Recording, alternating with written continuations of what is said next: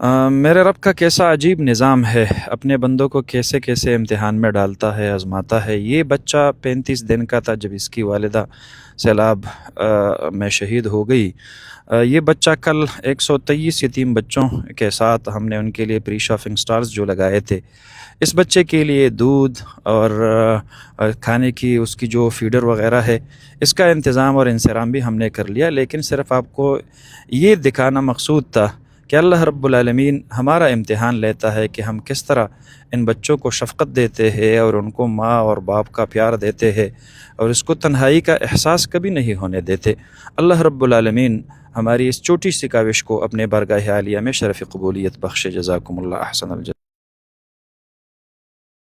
یتیمان قرارم بابایا دنیا نتنمیده ماشومان قرارم بابایا دنیا نتنمیده یتیمان